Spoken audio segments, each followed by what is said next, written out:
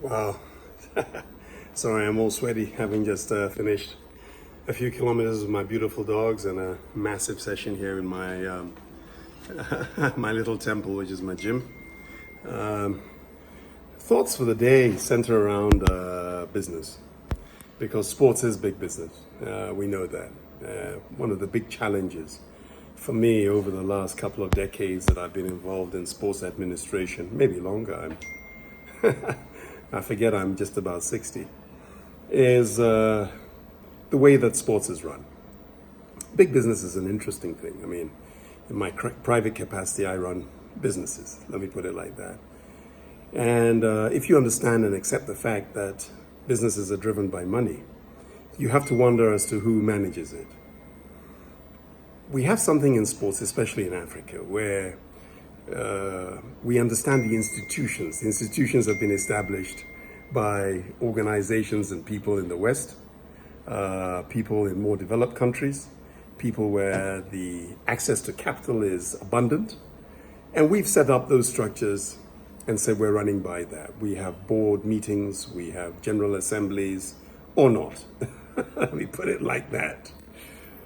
But the sense of responsibility of what is required to be on a board is sometimes misunderstood. We have quite often, when I run football in a previous life, people who are nominated onto boards and they think it's a nice fancy thing to be. Oh, I'm a board member.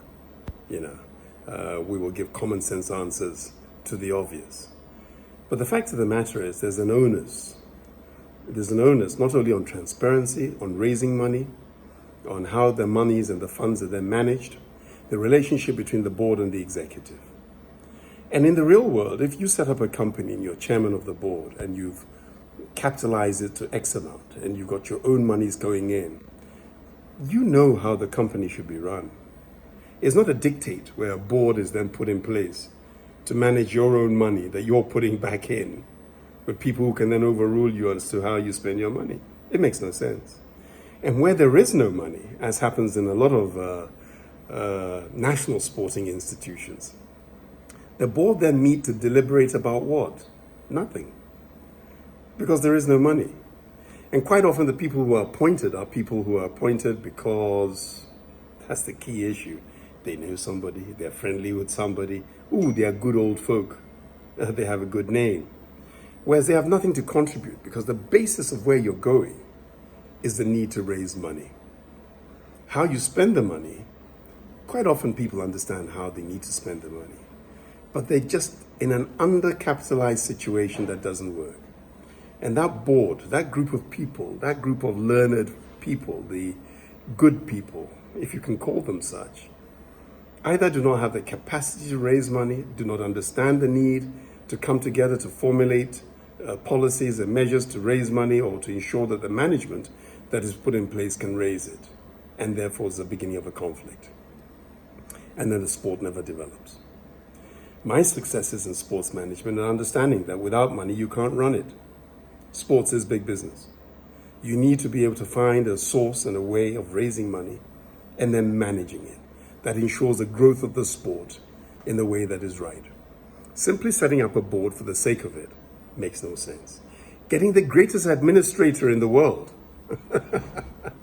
and then not making sure, and then he not having any money, or reporting to a board who simply don't get it.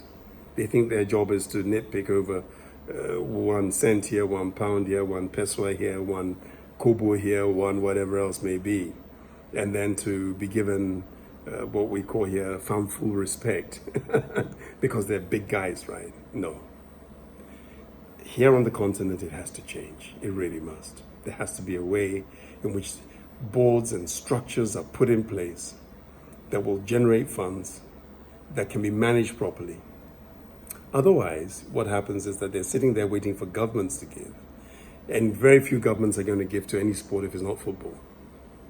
Or they're waiting for their governing bodies to give. And invariably, we forget we're on the continent of Africa. We're not on the continent of Europe.